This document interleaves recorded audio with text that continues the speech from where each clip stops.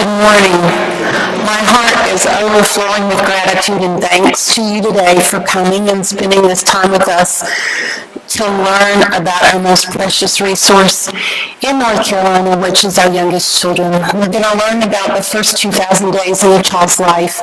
I am Ian Benfield, the Cabarrus Partnership for Children Executive Director, and I just wanted to take this moment with you to say thank you and welcome. If there's anything you need today, please look for me and I'll make sure it happens. Thank you so much.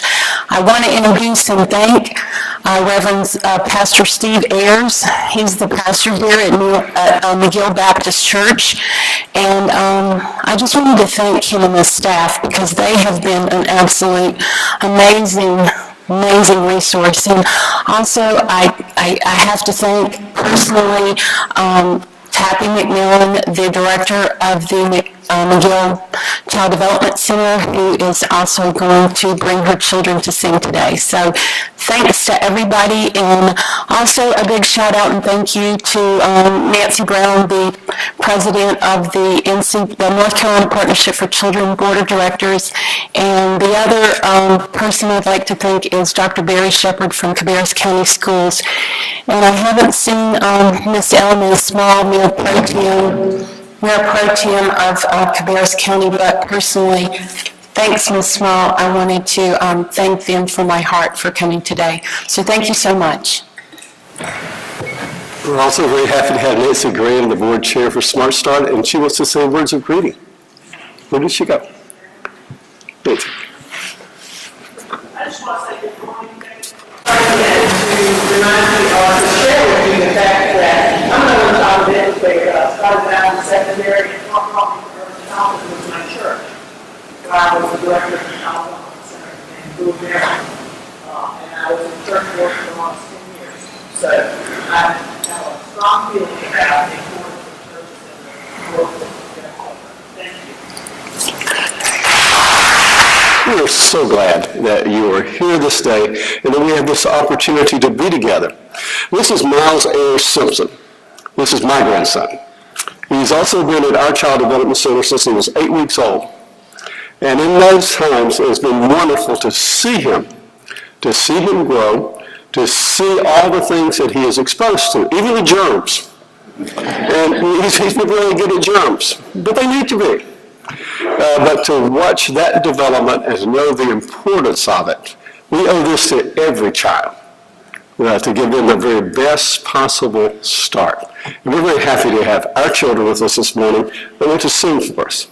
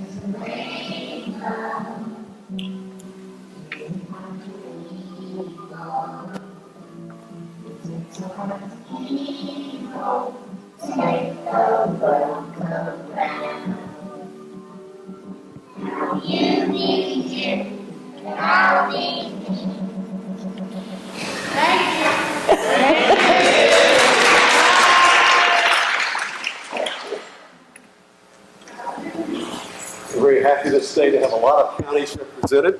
We just want you to wave when I call your county. If you're from Cabarrus, wave. Catawba, Iredell, Mecklenburg, Rowan, Stanley, Union. Did we miss a county? Anson, all right, Anson, all right. We're glad. Gasket, all right, good to have you with us. And again, we welcome you. We welcome Dr. Barry Shepard, who is the Director of Superintendent of Public Schools here in Cabarrus County. We appreciate his advocacy for children, and no matter what their age, and we appreciate his support being here this day. I want to introduce to you Taffy McMillan. She's the Director of our Child Development Center. McGill opened its doors for children in such a way as the very first one in Cabarrus County, May 1st, 1970. We felt that we needed to do something and to share something with the importance of giving good child care in this county. And it was a struggle. It was a struggle, and there were many long deacon meetings. I'm sure you don't think that's possible at a Baptist church. And there were some people who didn't think that was a ministry that we should be doing. But they were wrong. And our Child Development Center has been a beacon for us. It's put to the front our commitment to children and to give them every possible advantage because they are our future. Taffy would like to share some words with us this day. Well, the one thing that I know remains constant in child care is there's always change. And we know that when we make mistakes, we have to correct them. So thank you for bearing with us this morning. Once again, I'd like to reiterate Pastor Steve's comments on the fact that we are so happy that you have joined us here at McGill. And you might wonder why we're called McGill out here on Poplar Tent. But there is a reason behind that. Our first Child Development Center and our first, the church that we came from, was down on McGill Avenue. And through the years,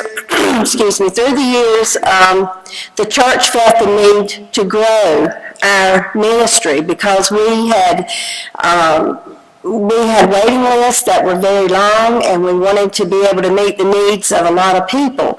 And we felt through the faith that was the best way to meet them. Our church was very strong in backing us in the event that we had that fortitude to see the future out here.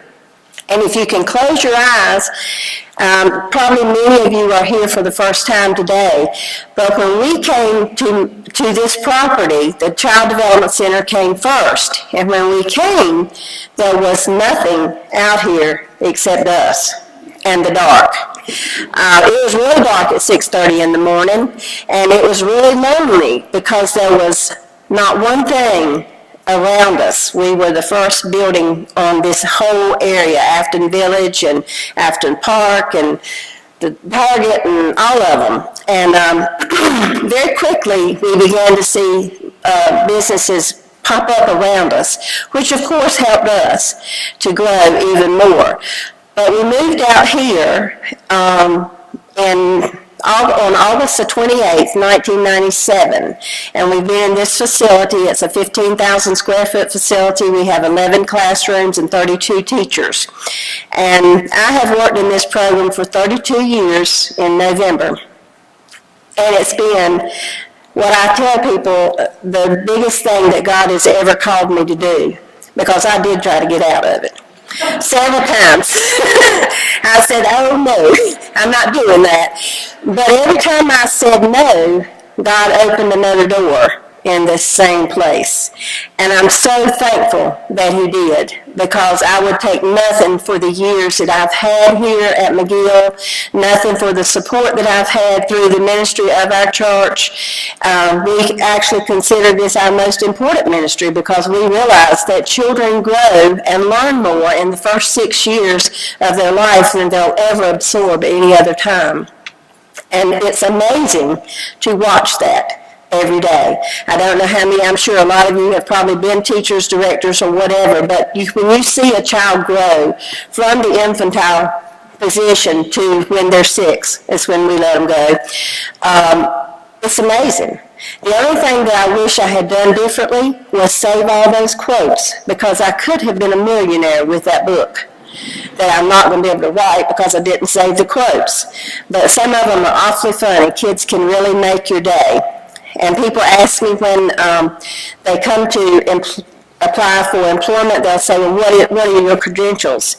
I said, the one most important credential is that you have to have a genuine love for children. And I don't hire them if they don't. Because to me, that's where you begin, and then you grow to all the things that the partnership and the Smart Start are available to help us with.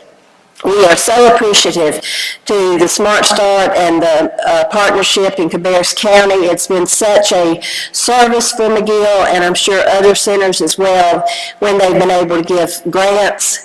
They've been able to give resources, they teach classes, they do an awful lot that people are not aware of, but they're a true help to the child care centers in this facility, in this area. I served on the partnership board for about 5 years, and I realize how difficult it is to have those funds and not know what's the best place to put them on. It's a very difficult and an honoring position that you serve on those boards, because it is a very hard work that they do. But I'm here to tell you that I really appreciate all that you do and the service that you give our county and the many other counties that you all represent. Thank you so much for being here, and thank you for this opportunity. We are faithful. It is appropriate that we have prayer. May we pray. Our Father, we are so thankful this day that we can come to you. We're thankful that we have the opportunity to be together. We're thankful that we can share together. We're thankful more than anything else for our children. We're thankful for the precious gift that they are, and that they remind us each day that there is always hope, that there is future. And we are thankful that we can be a part of that future. Now bless us as we remember that every child is our child, and every child is yours. In the name of the most precious name that we know, the name of Jesus Christ our Lord, we do pray. Amen. Very happy today to have Tracy Zimmer with us. She has 20 years of experience working with nonprofit and public interest organizations. She is currently the director of the Strategic Communications of the North Carolina Early Childhood Foundation. Welcome. We're glad that you are here. Is this on? No. It will be. It will be.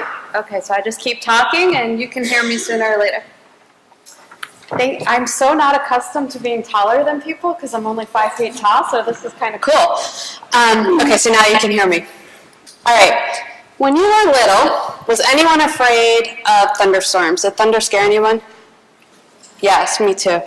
And someone said to you, you know, if you see the lightning and then you count 1 Mississippi, 2 Mississippi, right? Then when you hear the thunder, you'll know how far away the storm is, and you can feel okay because it's miles.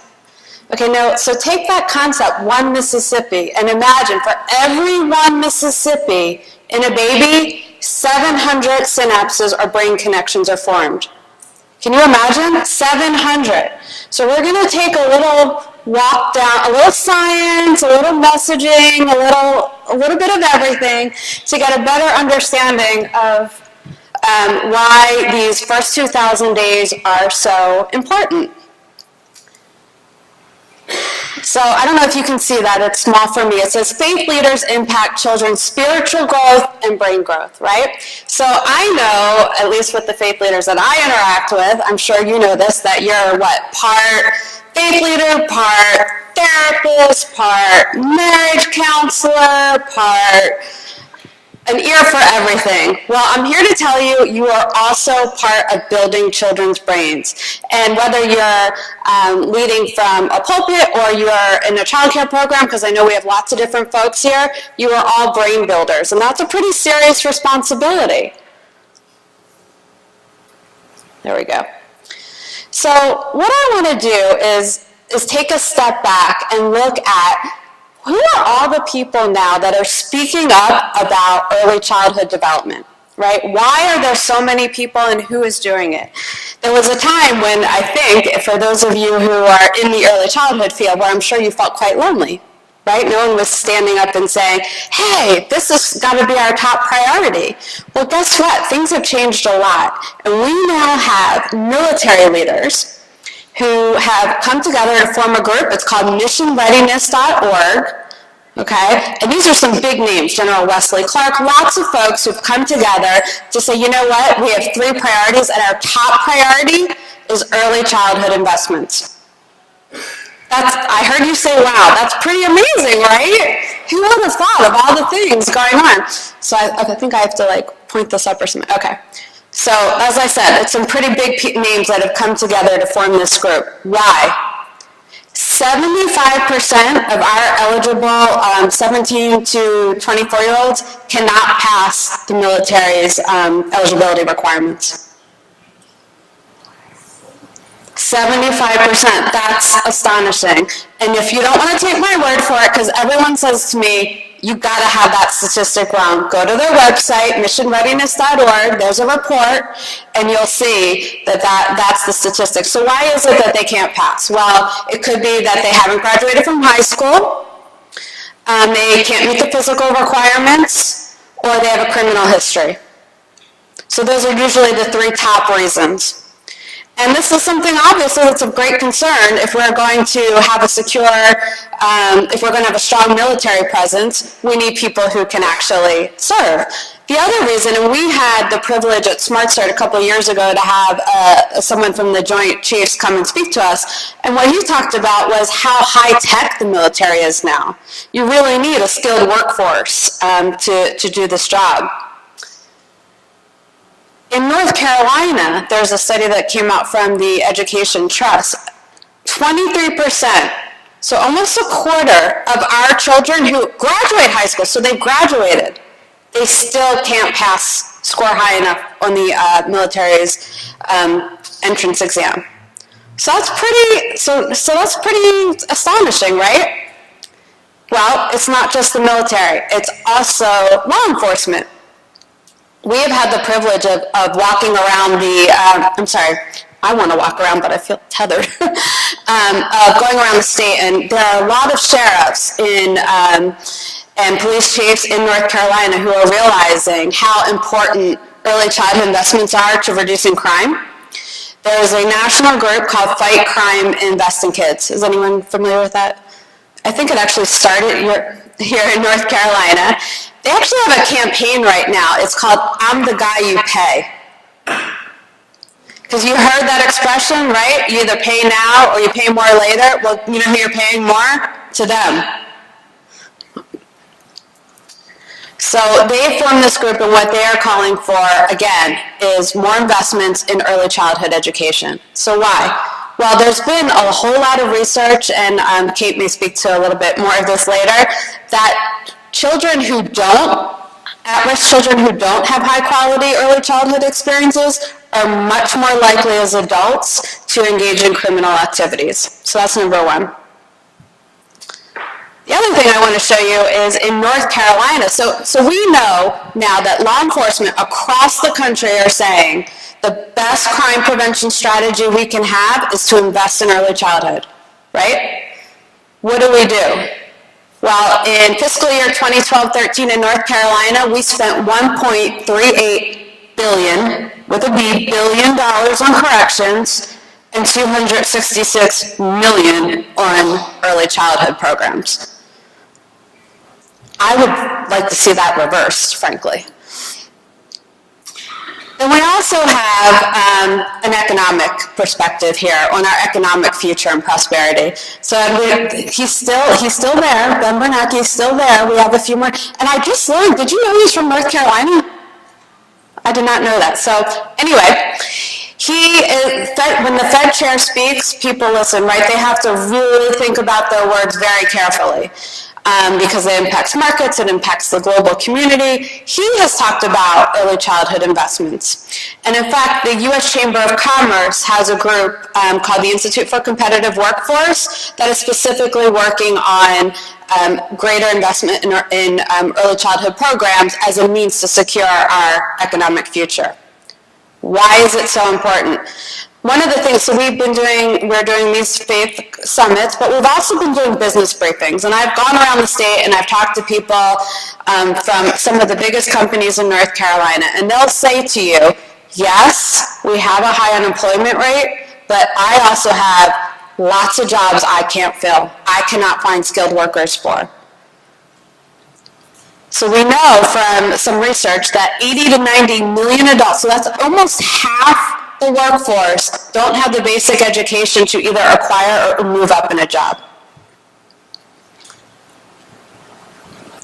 And this is specific to North Carolina, what North Carolina businesses report about the deficiencies in critical thinking skills and communication skills. So why are all these people saying that early childhood is so important, right? Why do we have military leaders, economists, law enforcement? Why are they all coming together for this one purpose? Well, it's because the foundation for all future learning is actually built in the earliest years. So when we say the first 2,000 days, what does that refer to? It talks about, it's referring to the time, approximate time from when a child is born to when that child will begin kindergarten. And it's also when 90% of critical brain development occurs. So the brain, and Kate, you'll have the privilege of hearing from Kate Gallagher, who knows much more about brain science than I do. We'll touch on it a little bit here, but she'll go more in depth. The brain is one of the only organs not fully developed at birth. Okay, so you're born with all your cells, but the connections, the wiring, the actual architecture of the brain, that is actually formed by our experiences very early on. So here we have the 90%. And here's the idea of the first 2,000 days, right? So we don't have a whole lot of time to get this right. I don't know if, here, let's zoom in on this chart. Usually I can point to this. It may be hard to read, but what I want to show you, so what happens is, in a young person, we talked about the 700 synapses forming. So they form, and then they prune, right? Because we couldn't handle all those connections. The brain is a very efficient organ. And the peak of synapse formation, I want you to get this because it happens very, very early. For language development, it peaks at about 8.5 months. For sensory pathways, vision and hearing, it's about 3 months. And for higher cognitive functions, that's about a year. So there's a lot happening very early on. And, if you're like me and you're well off that spectrum of 19, it does look like it's kind of all downhill. All right, we're going to have a brief video that will go a little bit more into what this is all about. A child's experiences during the earliest years of life have a lasting impact on the architecture of the developing brain. Genes provide the basic blueprint, but experiences shape the process that determines whether a child's brain will provide a strong or weak foundation for all future learning, behavior, and health. During this important period of brain development, billions of brain cells called neurons send electrical signals to communicate with each other. These connections form circuits that become the basic foundation of brain architecture. Circuits and connections proliferate at a rapid pace and are reinforced through repeated use.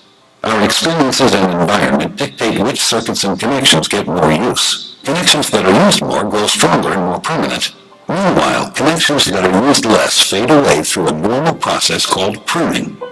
Well-used circuits create lightning-fast pathways for neural signals to travel across regions of the brain. Simple circuits form first, providing the foundation for more complex circuits to build on later. Through this process, neurons form strong circuits and connections for emotions, motor skills, behavioral control, logic, language, and memory during the early critical period of development. With repeated use, these circuits become more efficient and connect to other areas of the brain more rapidly. While they originate in specific areas of the brain, the circuits are interconnected. You can't have one type of skill without the others to support it. Like building a house, everything is connected, and what comes first forms a foundation for all that comes later.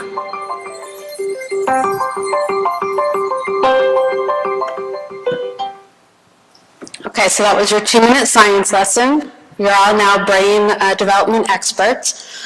But what I want to emphasize on this is that the key part here is brains are built and not born. So it really is those experiences early on that form how strong or weak a foundation we have, right? I don't know about you, but I, for one, would not want to have to replace the foundation on my house. That would be quite an expense. And just to give you a sense of what the difference is for different children, for children who come from affluent families, they hear by age 3 almost 30 million more words than children who come from low-income families. So when you think about that pruning and experiences influencing, like, what the things that are used get reinforced and the ones that don't, that's a really, you can see right there what the impact of that could be. Right? So there's rapid growth, and in fact, these first 5 years are the most rapid period of growth in our lifetime in terms of development. Connections that are used a lot are strengthened, and ones that aren't are pruned. The other point I want to touch on is that it's not just about academics, right? We tend to hear a lot about reading scores and math scores, and those things are important. But when you look at life outcomes, it's not good terminology, but what people refer to as soft skills. So have you ever worked with somebody that wasn't a really good team player? Yeah? Okay, or somebody who really did not know how to communicate well? Yeah, I see people nodding their heads. Well, they maybe needed a little better soft skills there from their early childhood days.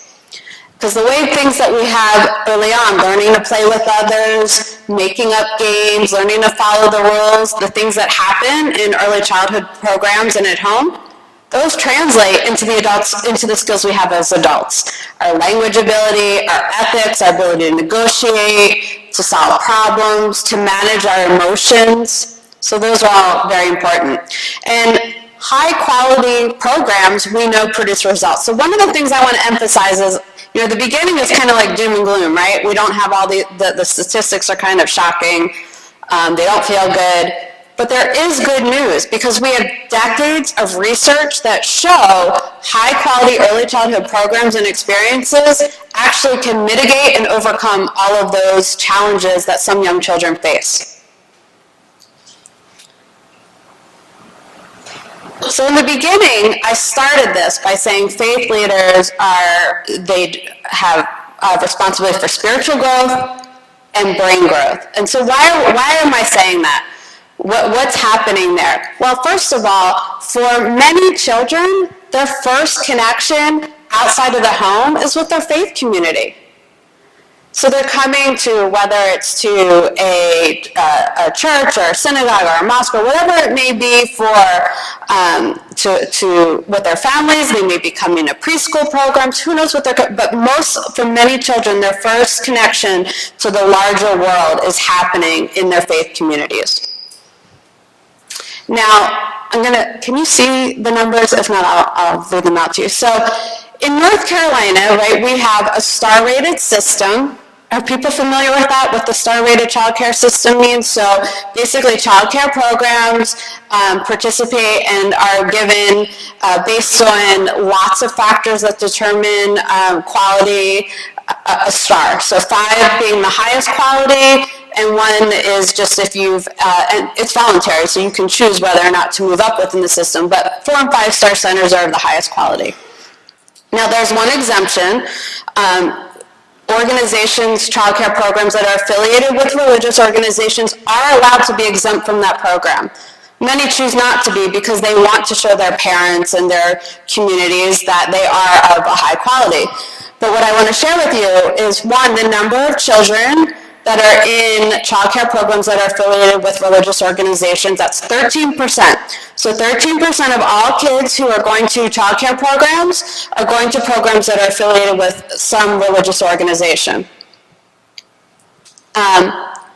And of those, they provide care to 29,000 children. About a third of those programs are 4- and 5-star centers. Okay. So why are we emphasizing this quality? I said earlier that quality programs can actually mitigate some of the experiences that might not be so positive for young children. Well, here's what the research shows.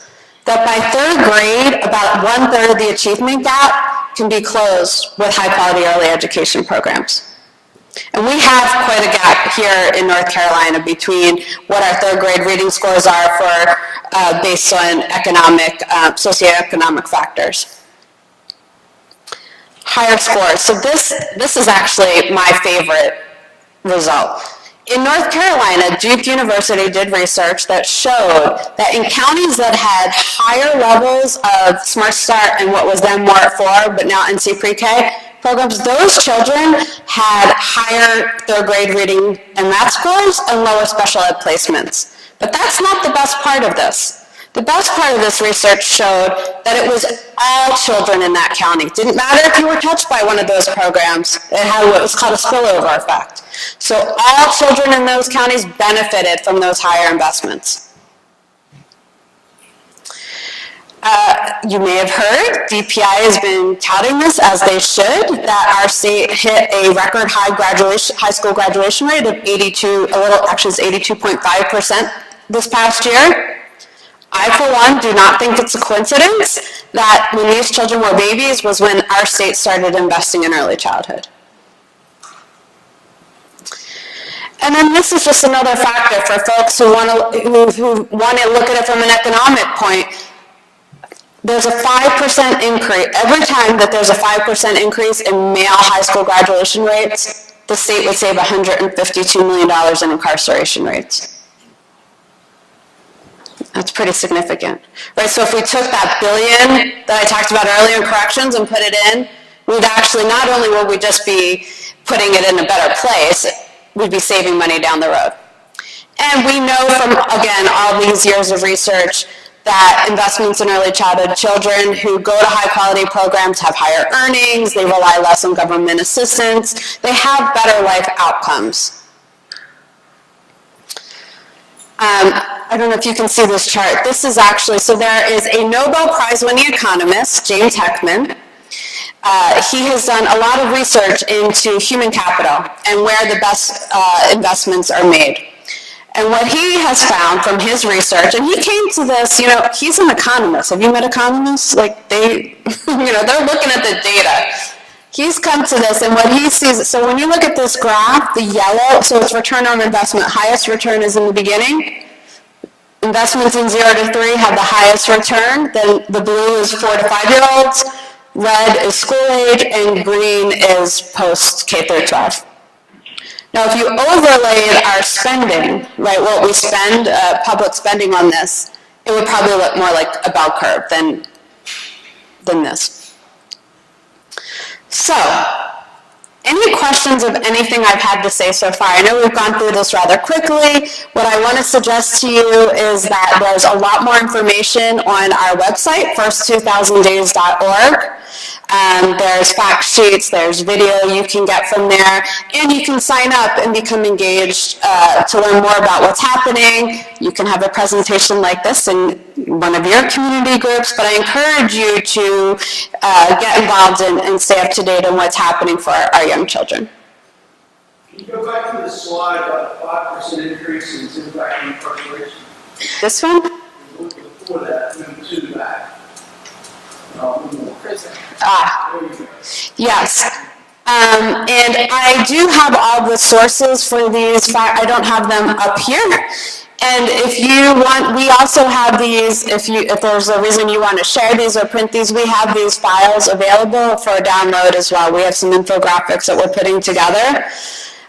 This is actually from James Heckman. So James Heckman is the economist I referenced earlier, the Nobel Prize winning economist. We have it up on the first 2,000 days website, I hope. But he did a fact sheet specific to North Carolina. So he looked at what some of the impacts will be in our state, and that's where this comes from. Yes. What are these statistics shared with our elected officials? Yes. I want to say that I haven't had the opportunity to do a presentation like this for many of them, but we do work very closely and have some good champions who understand the importance of the first 2,000 days. What? Yeah, and actually, I think that's a really good question that you asked. So what are the reasons? Why are we going around and doing these presentations and engaging folks? So one is that we want, obviously, there are things that you can do in your community with your child care programs that are so important. But also, you have a voice that your policymakers will hear in ways that, frankly, they're not going to hear from just straight early childhood educators, right? So business leaders are getting this, law enforcement are getting this, and you as faith leaders can play a really important role in sharing why this is so important from your perspective. As the faith community, I think it's important. I love everything that you said, but the politicians need us. Every year they show us that when it comes election time, every couple of years or whatever, we all know what I'm talking about. So I think it's very important for us to get this stuff down and share it back with them when they come calling on us. I think that would be fantastic. We have some resources that are available in print that you could certainly share, but also if there are things, and I believe this will be part of the conversation later, that would be helpful for you that we don't already have developed. So do you want to hold that up, Dan? We have a brochure, a first 2,000 days brochure. It should be in your packet, and we can make those available to folks. If you have if it's something that you could share and distribute, we'd be happy to make those available. There's some fact sheets in there. So we have these are the print materials that you can do as a leave behind, but it's really about conversation, I think, which is part of what you're alluding to about why this is so important. So as you see things that you think would be useful to help you have a good conversation or to help you move this forward, let us know, because that's what we're here for. We want to support that. Thank you. Yeah. Oh, I'm sorry. There are mics for questions. Okay, there we go. Tracy? Yes. Of the total at-risk population, what are we actually touching now with Smart Start dollars and NCPC dollars of that at-risk population? Wow, well, that's a really good question. So, all right, I may look to you, Matt. I'm going to put you on the spot, maybe. So here's what I can here's what I can pull off the top of my head, and then I can research and follow up with all of you. So the appropriation for Smart Start this year is $151 million. Okay? That's $90 million less than a decade ago, so it's a third less. And I can also tell you that one thing people tend to say is, well, now we have NC Pre-K, so we're investing more in early ed as a whole. That's not true, actually. When you look at the percentage of state general funds, the percentage, when you add everything up, has gone down in early childhood. And we do have that. I don't have it here, but we do have that chart. So I think, and if somebody has the exact numbers, you can correct me, I think it went from like 2.6% of the total state general funds to maybe 1.3, does that sound right? 1.3? Somewhere like that. It's significant. So who are we reaching? Well, surely not nearly everyone. And we know from the recent census data and what's happened with the recession, the number of children in our state living in poverty has really skyrocketed. In some communities, the 0 to 5 population living in poverty is more than 50%. So it depends where you are in the state. So there's no way we're reaching all these kids. And there's a lot of things. I don't want to imply that it's only high quality early ed that's important as well. It's food assistance. We have a lot of food insecurity. There are a lot of things that go into this. But certainly what we do know is that that high quality early ed programs play a very important role in evening out the playing field and giving all children the the opportunity to succeed. And that's what this is about, right? We need to give all children that opportunity to fully reach their potential, regardless of where they live. Okay, I'm getting the wrap-up sign, so.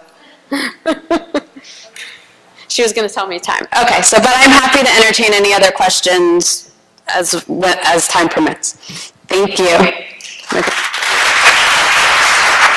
Thank you, Tracy. We have been challenged about the importance, and not only does it make good economic sense, it makes good moral sense, and that's our moral imperative. I'm reminded, and we were seeing played out, that the proverb is ever correct: raise up a child, and this is what we're about. In our own home, that was played out. My daughter asked me one day, she said, "Dad, did I learn Jesus Loves Me First or the Carolina Fight Song?" I don't know which came first, but both of our daughters graduated from Carolina in the School of Education. Our middle child is a BK specialist and teaches kindergarten here in Cabarrus County. And one of the most important parts of her education was being at the Frank Porter Graham Center. And we are very thankful and grateful to have Dr. Kathleen Gallagher with us this morning. She is a professor at the Center in the School of Education. She is a scientist and director of the Inclusive Child Care Program, and we welcome her and what she has to say to us. Thank you, Dr. Reverend Steve, and thank you to Smart Start and McGill Baptist Church for organizing this incredible event today, bringing people together to talk about what has been my passion for 30 years, and that's the well-being and health and education of young children and families. I also want to take a moment to thank the North Carolina Department of Transportation for making drives in North Carolina highways the most beautiful thing in the world. The flowers and the trees. I come from an urban area and I'm used to big posters and billboards and things clouding my light. I love driving here, so it was absolutely beautiful. So, all right. So, If Tracy and I had talked beforehand, we might have divided our talk exactly as we did. Yay! Only a couple of slides overlap. So Tracy set the perfect context for thinking about the societal responsibility of caring for and educating young children. I'm going to move us a little bit to the slide, to the child, and to the children nested in the families raising them. Families that look and sound and act very different from each other, but want the same things for their children. So, how early experiences influence brain development. I was told that you have a relatively high knowledge in your self-report of brain development. So I'm going to move a little quickly through the brain development materials, but to get us all on the same page. And then I want to allow some time to reflect on some of the challenges we have in regard to children's brain development.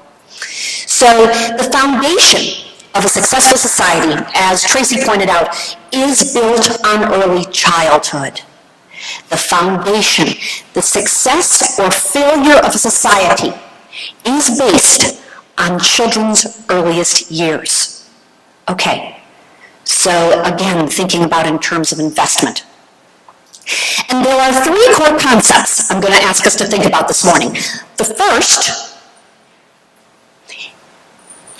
is that brain architecture is established early in life and supports lifelong learning, behavior, and health. And Tracy addressed this brain architecture issue, and we're going to go into it a little bit deeper. The second core concept is that stable, caring relationships, referred to as serve and return, and we'll talk about that in a little bit. Interaction shapes the brain architecture. So the relationships are what early childhood development is about. And finally, and scarily, that toxic stress in the early years of life can derail healthy development. It can derail it in some pretty scary ways. So the first, brain architecture supports lifelong learning and development. And so we already discussed this morning how early experience shapes that brain architecture, how simple skills come first. Our brains actually develop from the lower back forward and first on the right side and then on the left. But there is a planned architectural development for how the brain develops. In thinking about brain architecture, there are three processes that are really important to think about for young children under 5 years old. The first is neural development, so neurons, and we saw that in the video. The second, I'm going to talk a little bit about, is stress hormones. Specifically, we're going to reflect on cortisol. There are a lot of different hormones related to brain development, but cortisol is a particularly powerful one. And the third domain is lateralization. So what side of the brain develops and how that influences how we think about children's early learning and development. So synapses are connections among these neurons. So neurons develop rapidly, okay, and we have all the neurons in place by the time we are born, okay? So soon after birth, all the neurons we're going to have are in place. They just make connections, and those connections are what we're concerned about. And you've seen this slide before, I'm sure, where the connections of a newborn are relatively sparse, where they gather rapidly so that in the early years, neurons develop haphazardly. How does this happen? Well, there's just every experience an infant has makes a neural connection, all right? And so they just develop all over the place. Would this be healthy to keep all those neural connections? No, we couldn't use them all. It's not efficient. And humans are efficient. And so we see that they early on are sparse, that by I can't see that actually well, 6 years old, and they are very heavy. Does it say 6 years? No, thank you. And by 14 years, they have pruned again, and they have established. We used to think that this neural rapid development only happened in the early childhood years, and in recent years we found out that happens again in adolescence, which explains a lot, doesn't it? I was so relieved to hear that. I was raising my children when I went to get my PhD, and I had worked for years as an early childhood teacher, an early interventionist, and directed early childhood programs. And so I knew this was important, and I knew nothing about adolescence, okay? And so lots of confusion, lots of getting books from the library, and I was so relieved to discover that this rapid neurodevelopment happens again, and it reflects the chaos, generously, of adolescence, okay? So we know that neurodevelopment important. Next. Let's think about the hormones related to stress. And one of the most commonly discussed and most easily measured, which is why we have the most information about it, is cortisol. Cortisol is one of the hormones that kicks into place for fight or flight. Okay? Do we need to freeze and do nothing? Do we need to run? Or do we need to fight back? So important, yes? Especially important if you're faced with a tiger, yeah? But what if you're faced with a tiger of family violence? What if you're faced with a tiger of not enough to eat? Or the tiger of a home that doesn't have a place to live, a family that doesn't have a place to live, no home. Those tigers incur enormous stress on children. And the cortical response in children is heightened anytime they're under stress. Now, under typical conditions, again, that cortisol activation helps us move, helps us get stuff done, helps us stay up late and prepare a talk, yeah? But elevated cortisol over a period of time basically results in decreased cognitive performance, attention, and emotional and social stability in the early childhood years. Megan Gunner at the University of Minnesota has done some spectacular work studying cortisol in young children, and in particular in cortisol development in children who live in poverty, and has documented that when children have the supports they need and are not under constant stress, that they develop well. But when they are under constant developmental stress, they suffer. The final brain architecture idea that's important to think about is something called brain lateralization, and it's quite simple. The right side of the brain develops more quickly early on in the first 3 years than the left side of the brain does. Right side of the brain is responsible for negative emotions, for fear. What is fear good for? Survival. Fear is one of the first emotions that comes online about 4 months of age. And it's important because it keeps you safe, okay? Healthy dose of fear keeps you close to that person who loves you, all right? Intense emotions and creativity also develop in that right side of the brain early on. The left side of the brain is positive emotion, language development, and reasoning, and develops later in development. Makes sense. So what are infants particularly developed to do? Understand emotions, stay close to people who love them in order to survive, okay? So, first concept, brain architecture. Experience shapes that brain architecture. Brain architecture shapes further experiences. It's a very cyclical pattern. The second idea is one that I really have dedicated much of my career to, and that is the concept of relationships, all right? And I love this idea of serve and return because it can be used for language and it can be used to think about emotional stability and relationships.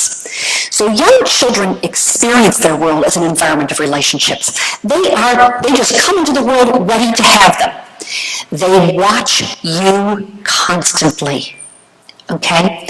You know, if you thought about when baby says, goo, and the loved one says, goo, and the baby says, goo, goo, and the loved one says, goo, goo, baby talk, useless. No. Foundation of it all. Foundation of it all. And you know what, an interesting thing is that babies generate most of the bids or the reaching out in relationships. They did some research. They thought that adults, kind of talk to babies first. Not the case. Babies reach out to adults first. Once they figure it out, and they figure this out in about 4 to 6 weeks, when I go, someone jumps. Okay? And so those neural connections, we talked about the neurons, those are getting stronger and stronger and stronger. Okay? Because he jumps. He jumps when I do that noise, yeah? Okay. What's happening to the neural connections for that intense emotional relationship when the baby says, beep, and no one jumps? What happens to those neurons, those synapses? They don't develop. Babies who don't get this serve and return, babies who don't have someone jump. And I don't mean the kind of spoiling we're talking about where, don't pay attention to a crying baby. I mean the assurance that, I'm here. Okay? I'm here. Okay? And this consists of ongoing, reliable interactions that build the brain. Did you ever think about that? For how many folks here is it a little bit of a surprise that Goo and Gaga builds the foundation of all learning and development? It was a surprise to me at first. I mean, I knew you kind of had to talk to babies. I knew all the good research on words, right? Words, and this is true. The more words a baby hears, the better. But the Goo and the Gaga and the squeak and the jump are essential to their development. When we support the grown-ups, jump into the squeak, that's when we're doing our finest work. I've worked in early childhood programs for years and have felt privileged to work with a diverse community of individuals, ethnically, racially, ability diverse children and their families. But I've always known that when I was doing my best work, I was either helping their teachers or their parents and family members, their loved ones. That's when I was doing my best work because that's who the baby and child needed the most. Okay, so toxic stress, how am I doing time-wise? Cool. All right, this is where I want to be. Thank you. All right. So the third thing to think about is the yuckiest and the one that individuals in our field are spending a lot of time on now. And we're spending time because it's high stakes. And that's toxic stress that can derail early childhood development. So we can think about stress being three kinds: positive, tolerable, and toxic. Because people say to me, I talk a lot about traumatic stress, and they say, Kate, what do you mean traumatic stress, and how can we address traumatic stress? Well, here's how. Positive stress. Positive stress is the kind that helps you learn, okay? Positive stress is when the CD for that song fails, and those 4-year-olds, soldiers, and their amazing teachers finish with no need for it. Oh, they learn. Yeah, they learned it. We don't need that old CD, we sing better. though I would have relied on it for seeking it myself. Okay. They also learned that when hard things happen, I'm okay. My teacher's still there. Those grown-ups are still smiling at me. The world hasn't ended. You know, among middle-class families nowadays and upper-middle-class families, there's this tendency to try to make sure children never feel discomfort. It's a really interesting phenomenon that I think has started with the baby boom generation and has mushroomed. But parents are very concerned that children not ever have a fight with a friend or not experience getting somewhere uncomfortably. A little discomfort measured in the context of love and support is healthy. The same goes for children who live in poverty. Having to deal with some of the stressors has benefits. My older son will tell you, those years when we didn't have enough to do the kinds of things other kids were doing, I learned a lot in those years. We can learn things. But when that stress crosses the line, it becomes toxic. It becomes toxic. When there's not enough to eat, there's just no bootstraps. Okay? When adults in the home are facing mental illness and are struggling with jobs, there is just not a place where you can say, what doesn't kill you makes you go stronger. Like heck.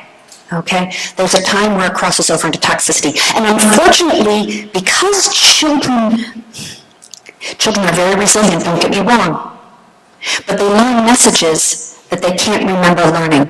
You all learned messages in your first 3 to 5 years of life that you don't remember learning, but they stay with you every single day. And some of them are positive, and some of them are negative. Okay? So when we think about what toxic stress does, I hope you can see this. Can you kind of see it a little bit? The top slide shows neurodevelopment that is healthy, and the bottom slide shows neurodevelopment that has experienced toxic stress. Okay? Neurons just don't connect in the context of stress. This is also a slide when they can put children under MRIs and tell all kinds of things about them that they can't explain, but we know that healthy children's brains are lit up and ready to work. So that brain on your left is ready to learn. The brain on the right is not so much. It is a privilege to be here, and we're certainly grateful for that we've already learned and that we'll be able to take home with us. I am Reverend Michael Scott. I'm the pastor of New Direction Life Ministries in the city of Norwood, North Carolina. Norwood, Stanley County, small place. Norwood, all right? And I'm your moderator for the next few minutes. I do want to just briefly present to you our panel. They will be sharing some information with us and some experiences with us that we can all draw from. We have with us Ms. Sharon Stooks. We have Ms. Cindy Owen. And we have Pastor Bill Goodell and his wife, Tina. All right. Now, as already has been stated earlier today, that for many children, their first exposure into the larger world beyond their immediate family is their church, synagogue, or mosque. And for their parents, it's a time for them to reconnect with their faith as they look to the spiritual leaders for guidance and support in raising their children, raising their families. We understand that community organizations and places of worship can work together. When I was first approached about this, or first found out about this summit, and found out that the premise was that the faith community and the community organizations work together to try to build a strong foundation for our families, my first thought was, it's about time, because we've been doing, as from the faith community perspective, we've been doing it all along, yet maybe not getting the recognition or as we should have. And not saying that we're bragging or boasting about what we do, but it's important because we recognize that we are builders of this foundation for our children. And so today, again, we're grateful that we've come together to try to come up with some ideas, share some ideas, some strategies that we can work together in building the strong foundation, not only for our children, but for our communities, for our state, for our well-being altogether. So, through the sharing of these panel members on this morning, I hope that you will be able to leave here with a better understanding of the purpose for why we're here as you hear their stories. As the panel members come, they are going to reintroduce themselves a little bit and speak for about 5 to 7 minutes and sharing their own experience and expertise on why high-quality child care and early experiences are important. So listen carefully, and toward the end, we'll even give you some space if you have any questions for our panel members. So we're calling the first panel member together. Up for us, Ms. Sharon Stooks.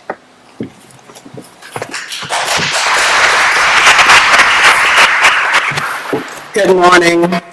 It is an honor and a pleasure to be here as a panel participant in this Faith Summit. So thank you again for the opportunity to discuss quality child care. I am Sharon Stooks. I'm a licensing supervisor with the Division of Child Development. I have over 20 plus years in the early childhood field. My first job in the early childhood field was a caregiver for 2-year-olds. I've also taught infants and toddlers, and I must admit, infants and toddlers are my favorite groups to work with. It's just so fascinating to see these little ones just grow and develop every day, these new experiences, they're learning and growing. So it was just, to me, that was just the joy of going to work every day, watching these little ones grow and develop. My first interactions with faith-based programs was when I was a consultant with the Division of Child Development. I started off as a consultant in Mecklenburg County and later was assigned to Cabarrus County. As a matter of fact, I was a consultant for McGill Child Development Center. So it's good to see Kathy again. It's been a while since I've seen her, and just come back to the county. I've had an opportunity to visit a variety of programs. We have programs that are GS 110, which is the religious sponsor organization, that operate under notice of compliance. And for those of you who are familiar with that, they have the option of meeting some of the child care requirements they are not required to meet, just a couple. But from the programs that I visited, most of the programs were meeting the minimum and sometimes exceeding the minimum requirements. They chose to operate under a religious sponsored organization notice of compliance because their curriculum to support the faith-based, and that was a choice. So as a child care consultant, I always go in, talk with them, and observe all the wonderful activities going on with the children and the staff members and provide support to them. Presently, I am a supervisor for 6 counties.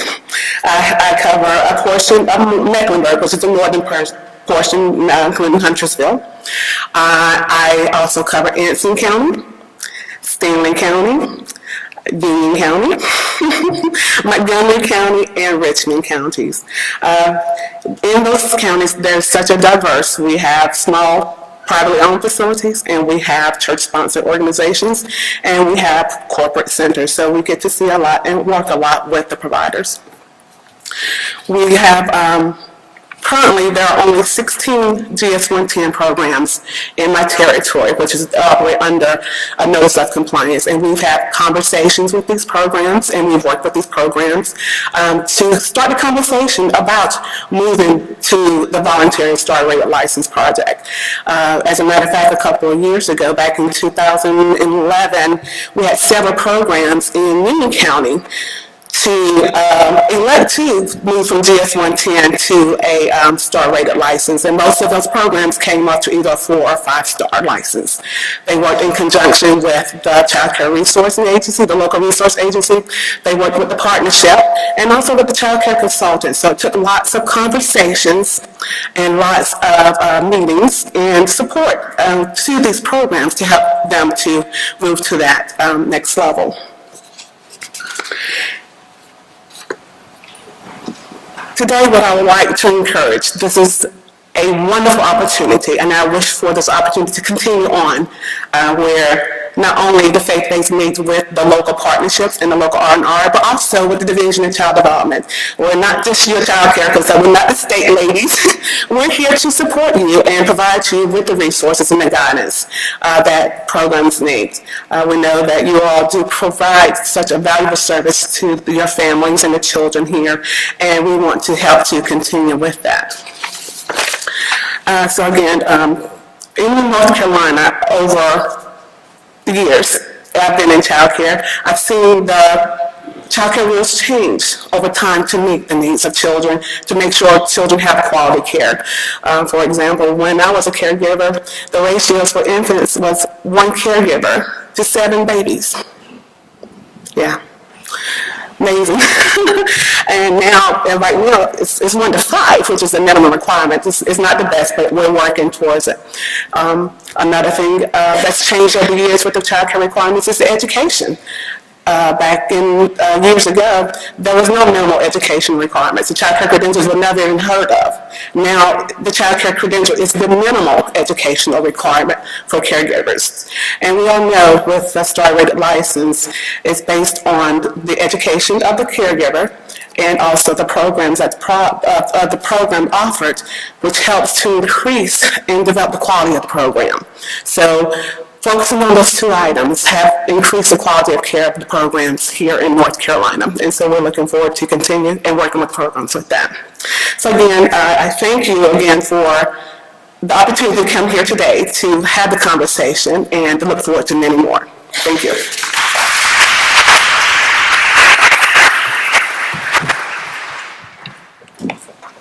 Thank you, Sharon. Sometimes it pays to have experience.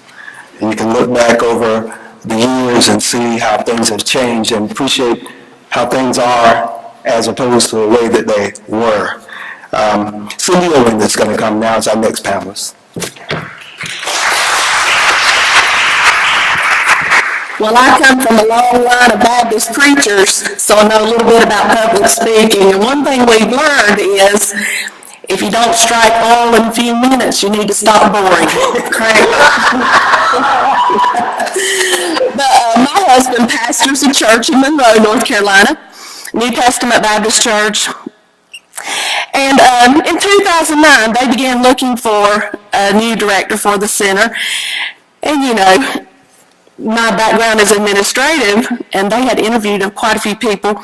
And Tony said, my husband said, Cindy, we need some administrative help here. We've got to get this thing off the ground. It needs a lot of work.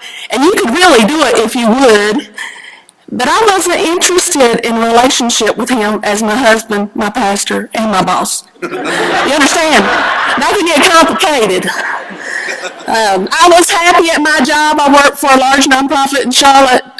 Loved it, loved my job. And I didn't want to take that $20,000 $20,000 a year cut in salary to go work with children. I don't even have children.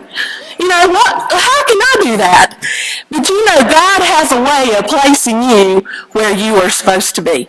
And that's what I was open for that. And so I had a wise man told me, he said, Sandy, you can serve the Lord down there helping children and families just as well as you can here in our organization. And so I was thankful for that advice. But, so in 2009, I took over this job as director of Child Care Center. I knew how to get the books, balancing and making a profit. I knew how to do things like that and how to organize, but I didn't know anything about child development. Not a thing. I had been a Sunday school teacher. My degree was in theology and Christian education in the church. And so, of course, the consultant, she told me, she said, well, you've got to go take the admin classes, and you've got to have, some training. So I went over to the college, and my advisor said, well, I just don't feel comfortable with you taking the admin classes without taking 119, which is the introduction class for credentials. And I was like, I don't have time for all this. I'm in a new job. I can't take these 10 hours on top of that. So I went over to register. And I thought, I'm not taking that class. So I signed up for the admin class. And you might know she walked in about the time I was registering. It's God. God does this to me. So she said, did you get her in that 119 class? And I was like, but I've kept on my nice Christian face. And the lady registering said, I think they're all full. We just had a spot open. I was like, so I registered for it. And boy, did it change my life about looking at child development and how important it was.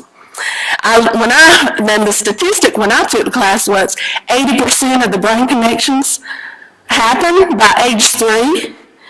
And all of this new information I understood about brain development and the fact that we can regulate children's behavior in different ways. That strict Southern Baptist upbringing is, spare rods full, the child will. Guess what? We can teach him how to go to the cozy corner and learn to self-regulate, and we can redirect, and we can offer transition activities, because if their hands are not busy, they're going to get in trouble. And so I started learning these things and about developmentally appropriate practice and how the furniture needs to be the correct size, and we need to have all these activities and materials and change our curriculum from ditto sheets. Can you imagine making a 2- and 3-year-old sit at a table doing work and while you lecture them in Sunday school? It doesn't work. I'm telling you, no wonder we have trouble in Sunday school with children. That is so inappropriate for them. And now I know that. So we can translate some of this education we have now to our religious education, which is wonderful. So after I took that class, I was like, oh my goodness, this is so much more than keeping these children safe, clean, and fed.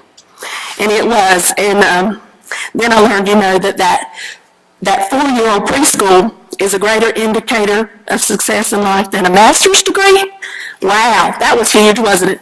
And so I decided to go back to school, in my 40s. And so here I get my associate's degree through the local community college in 2012. I'm working on my bachelor's degree in early childhood through Western Carolina. Dr. Gallagher, so nice to meet you. I've watched you many, many times on the Connect videos. It's great to see you in person. And so that's what I'm doing now. And why? Well, when I started taking these classes, I understood that the importance of it. So I go to the board, and it does you have an advantage if your husband, is like the pastor. So that kind of helped. And I said, it costs a little money on the front end to change some of these things. I mean, you talk about staff ratio to children. Well, that makes a big difference sometimes. But so I use the guilt trip, how us Christians can do that. I said, don't you think the Lord's work should be the best work?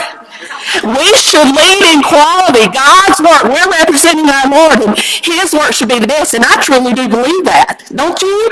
As Christians, we should lead. We should do the best and be the example and push forward in quality. And so they went for it. And we have utilized agencies like Alliance and for technical assistance in the classroom. And it was free. Just tell them it's free, it's wonderful. These are state-funded agencies. They have helped me educate my staff through the Education Stars program. I had one teacher that had her credentials class. I now have 2 that have degrees, and the rest of them are working on it. Do you know how great that is? We can help children with developmental delays by giving them these developmental milestone charts that are available at the government websites. And then we can connect with agencies like Thompson Child and Family Focus, or the public school system when they're 3, or their physician, if they see something that we have gently shown them, this is what, an 18-month-old should look like, they can draw their own conclusions, and then what do I do? Johnny's not doing this. Well, you know what? I know this agency, and we'll connect them with people. That's what we can do, and that's the ministry side of what we do. And then, just like Alliance, they help us so much in our county. I wanted a toothbrushing program because that's a sign of quality in a child care, right? So guess what they come along with? This toothbrushing program that's approved by the health department. And they provided all of the materials. And I just had to be available and work with them. Isn't that wonderful? They showed me a way to do things like this. They've done studies in our county that show that children in our county, Union County, if they get that preschool education, they're already performing better in 3rd grade. So when we go to talk to our local leaders, we can say, this is our information from our county. And so in 2011, we became one of those GS-110s, Ms. Sharon, that became 4-star. Yay!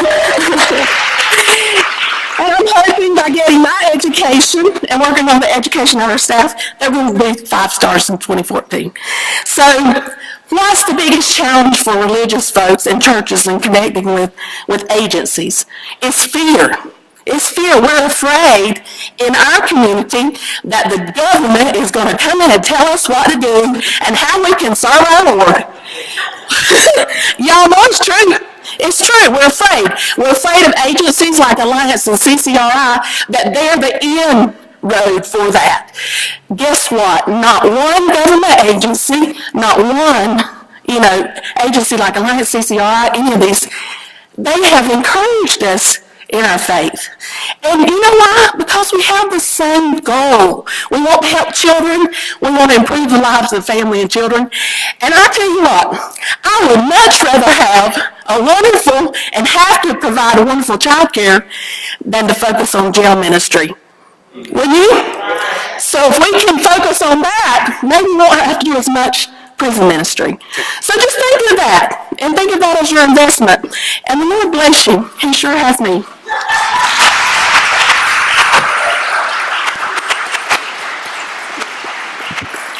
Thank you so much, Cindy. We've certainly enjoyed hearing from you. And if I were enrolling in pre-K, if I had a choice, I think I'd want to be in your class. And as you talked about that fear factor, it reminded me of when Smart Start Partnership with Children first started. That was the big fear from the community, that the government's going to come in and tell parents how to raise their children. But we overcame that fear and see where we are today, so we can overcome that fear as well. All right.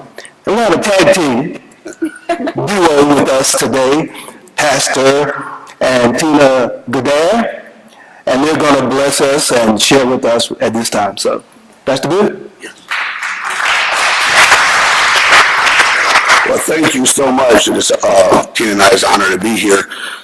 My name is Bill Goddard. I'm the founder and leader of Cornerstone Church for the past 27 years on Webb Road in Rowan County, North Carolina. As a young boy, I was raised on the streets of St. Louis, Missouri. At one time, my hair was almost to my waist. I realized who I'm speaking to today. I'm speaking to a faith community. The night I got saved, I actually went to the altar with marijuana in my pocket and other things probably I shouldn't have had. But worse than all of those things and was what was taking place on the inside of me. I was raised in a very, very dysfunctional home. I was raised in extreme poverty. For years, I could not speak about those things. Over the years, I've been able to do that. I remember as a child going to a store and using food stamps and everybody in line making fun of me. Those things leave a lasting impression upon our lives. And every day now, we have an opportunity to touch some kid, some family, to make a difference in their life. Let me start by saying I give honor to our Rowan County representatives. Thank you for allowing Tina and I to be here and all the staff that made it possible. A few years ago, there's a pastor in Phoenix, Arizona by the name of Tommy Barnett. Tommy Barnett started his first ministers conference, and the very first one had 12 ministers to show up. One of them was an African-American gentleman who walked in and kind of sat at the back of the room. And after the first session, the black gentleman disappeared, didn't stay for any more of the conference. And Tommy Barnett tells a story how that it really affected him because he felt like something may have happened that offended the gentleman. He didn't know who the guy was. And a few weeks later, he got a letter in the mail. And it said, "Dear Pastor Barnett, I was the black gentleman who attended your conference a few weeks ago, and I left after the first session." He went on to say that the reason why he left was because he had flown from West Virginia to Phoenix, and God spoke to him in the first session, and he got the answer that he was looking for. Nobody really knew Bishop T.D. Jakes then, but just about everybody knows him now. And it was Bishop T.D. Jakes was the minister who told Pastor Tommy Barnett, "The first session, I got everything I needed. Thank you so much." Well, that's the way I felt listening to Tracy. I thought you were phenomenal, Dr. Kate. When y'all got done, I actually could have left right then because I felt like that you were that superb. And I give honor to y'all this morning. We have a saying around Cornerstone that goes like this: it's easier to train a child than to fix an adult. And when these ladies were speaking today, that's all I could think about. It's easier to train a child than to repair an adult. And as we saw the statistics today, I think all of us understand that there's a great, great responsibility in front of us. In 1999, Cornerstone opened its first Child Development Center. What a disaster it was.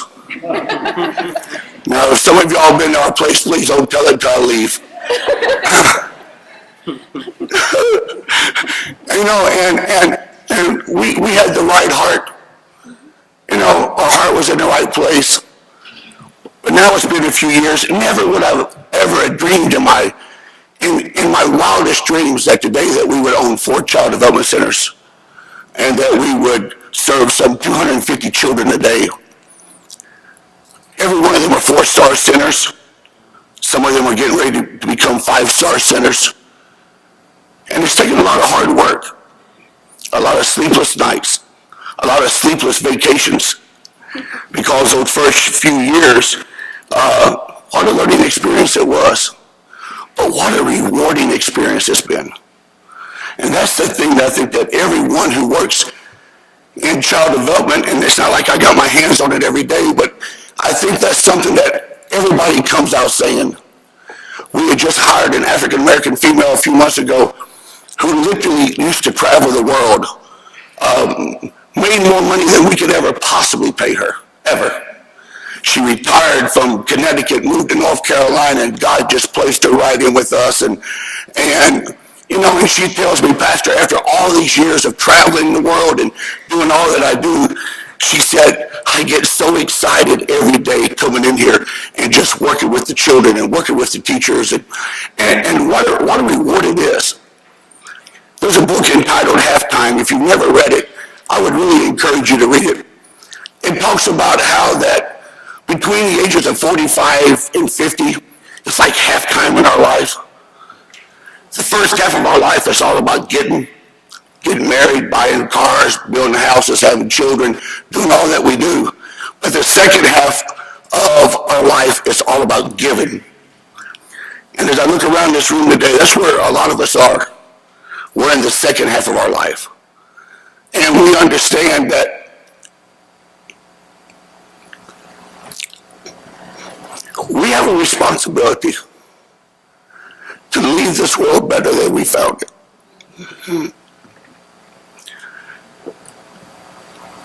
There's a little chubby boy walking in your neighborhood who may have been called Bill Go There a few years ago, who really don't want to go home, don't have proper food to eat, proper clothes to wear. And every one of us could make a difference in that person's life, especially from the faith community. Not only do we have all the great tools that we have, but also we got the power of the Holy Spirit working with us. And so it's been my honor to be here today, and I hope and pray that wherever you are on the journey, if you're just getting started, pursue it with everything you've got. If you've been in it for a while, be the best that you can be. God bless you. Thank you.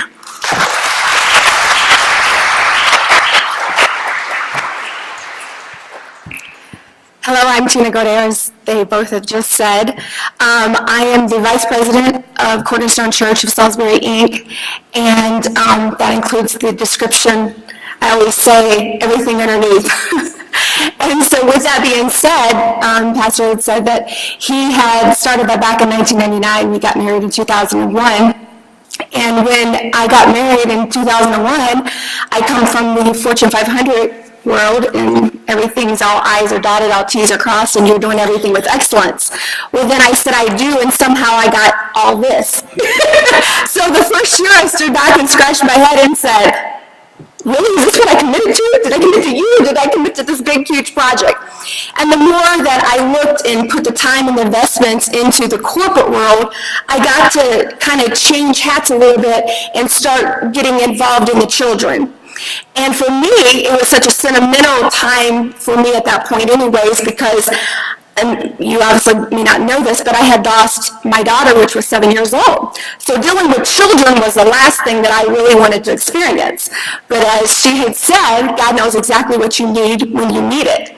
So because I said I do, I said I will, and I became involved in the child care centers. And I'm just like others. I believe that if you're going to do something, you're going to do it with all your heart. And so, yes, there's trial and error, but I think the biggest thing that we need to look at as a group setting here is, what is our purpose? We stand up and get up in the morning and we say, we want to make a difference. All of us do that. We want to make a difference. And here we have the opportunity to make a difference in these children's lives from 6 weeks old to 5 years old, and we still don't do anything. And I've always taught actions speak louder than words. So it's not just going to, what can we do and how can we do it, but then we've got to apply ourselves. One of the things that Cornerstone has done that we are really excited about is we're working on the communication aspect in the centers. You know, you've heard the stats and the great presentations that went before us. The communication level. So what we've done is we've taken different languages and instituted, such as in the infant class and toddler class, we're teaching them sign language. Now some people say, oh, that's impossible. That's not impossible. I've seen it firsthand, I've experienced it. The parents have called me and said, hey, oh my God, this is so exciting. Now here it's doing two things. It's getting the parents involved in their children's life, even more so, because we know whom and what we're dealing with. And the second thing it's doing is teaching those children. And then in the other ages, we're implementing different languages. We started off with Spanish. We'll be picking up different cultures and implementing that also. Now, is that easy? Absolutely not. But it's about rolling up your sleeves, standing up every morning and saying, I have a purpose. And your purpose is that you can change a life. Especially for educators, you have those kids more than their parents do. Really. And with that being said, I know every one of you can look back in your lives and say, I remember mine was Mrs. Nolan. She was one of my hardest teachers, but you know what? She's the one that I love the most. And it's about you taking that and applying yourselves to those kids' life. We need each other. And it's better if we get up with that purpose and saying, let's roll up our sleeves, and let's make a difference in these children's lives. And you have the capability to do that. I have the capability to do that. And so take everything you learned today and apply it. Look at your centers and say, what can I do differently? Contact the different people, become involved, make a difference. Thank you.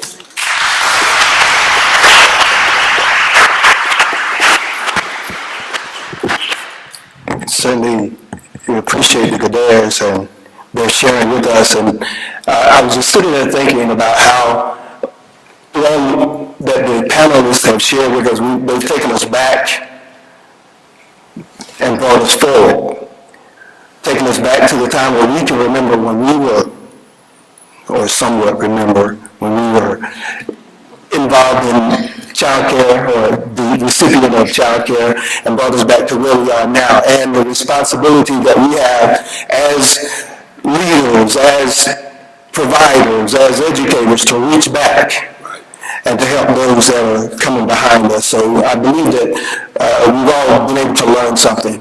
I do want to leave some space today. There is some space available if there are any questions from the audience that you would like to either direct to one of the panel members specifically or to just the panel as a whole. You'll have the opportunity to do that if you'd like. And if not, panelists, are there any other things that you would like to share with us? Or would you help me in giving this great panel a big hand of appreciation for their sharing? Thank you so much. Thank you so much. I know I may not have done a very good job of introducing myself, other than who I was and where I was from, but my association with the Smart Start program has been since 1998. Started on the board of directors there in Stanley County, and so there for 12 years, 5 of those as board chair. I got a break, and then they brought me back. They roped me in and brought me back, and I'm still serving on the board. I'm also the co-chair for the NCPC Advisory Committee, and I serve on LPAC as well, representing the Midwest. So I've seen the whole gamut from beginning to end, and certainly grateful to be a part of what Smart Start Partnership Children as a whole is doing for not only the community but the state of North Carolina. So please, ma'am, please, sir, give yourselves a hand for being here.